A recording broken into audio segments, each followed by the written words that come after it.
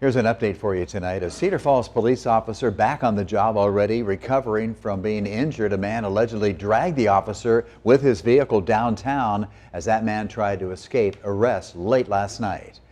With that in mind, let's go live right now to downtown Cedar Falls with KWWO reporter Emily Moss with a look at allegedly what happened late last evening. Emily, tell us the late details you have.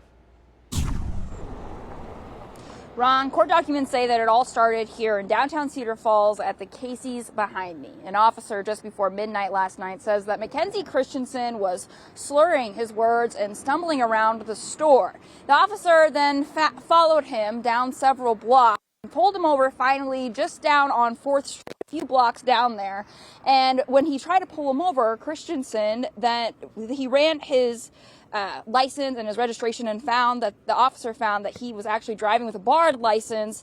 And when he went back to arrest him, Christensen allegedly ran off with the officer still attached. Scratches and bruises. That's it.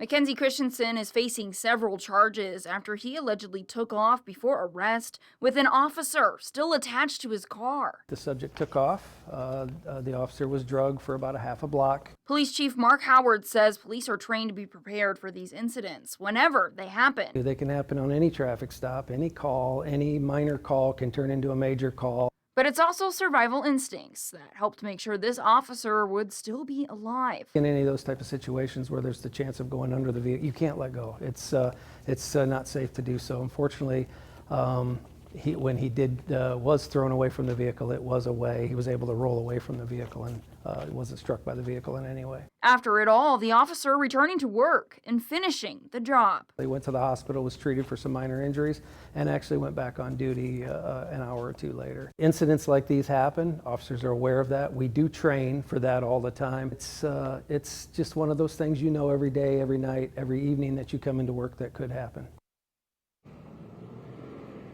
Chief Howard tells me that they're very grateful for everybody who's been reaching out and asking about the condition of the officer. We can confirm that he is doing just fine. Christensen was booked into the Blackhawk County Jail. Live in Cedar Falls, Emily Moss, News 7, KWWO. Yeah, Emily, thanks for the update. We're glad the officer is doing well and already back to work.